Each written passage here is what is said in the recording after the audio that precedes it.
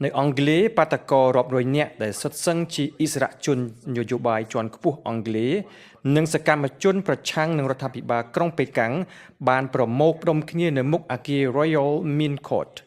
ปาตกรเปียสใบมุกตูอังใบสายใบตุงจิตจันหนึ่งเลือกชัดปอเลือกดำนางเอานิมิตสัญญาในการต่อว่าในที่กรุงฮ่องกง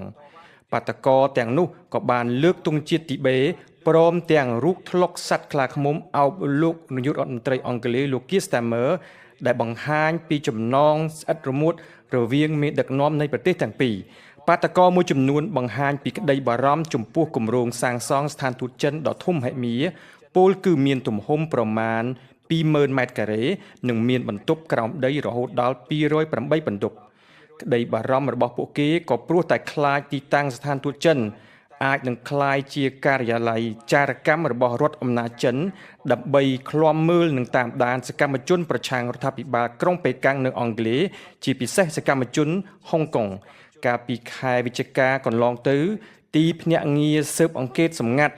និងសន្តិសុខអង់គ្លេសធ្លាប់បានព្រមានជាបន្តបន្ទាប់ព្រមទាំងបានជូនដំណឹងដល់សមាជិកសភាអង់គ្លេសអំពីសកម្មភាពចារកម្មរបស់ចិនបើតាមប្រភពពិបាកពលកររបស់លោកគៀស្តាមើ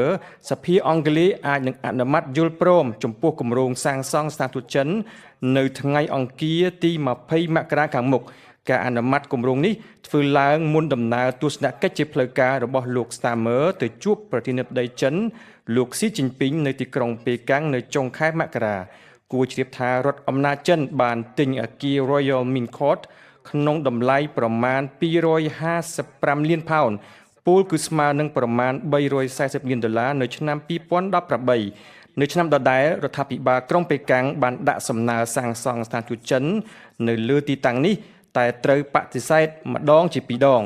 ចាប់តាំងពីលោកគៀស្តាមើបានជាប់ឆ្នោតជានាយករដ្ឋមន្ត្រីអង់គ្លេសនៅឆ្នាំ2024រដ្ឋាភិបាលក្រុងប៉េកាំងក៏បានចាប់ផ្ដើមបង្កើតទំនាក់ទំនងសារជាថ្មីជាមួយនឹងរដ្ឋាភិបាលក្រុងឡុងរបបកុម្មុយនីសចិនក្រោមការដឹកនាំរបស់លោកស៊ីជីនពីងបានត្អូញត្អែពីសំណើសាងសង់ស្ថានទូតចិននៅទីក្រុងឡុងដែលត្រូវអូសបន្លាយពេលប្រមាណ7ឆ្នាំ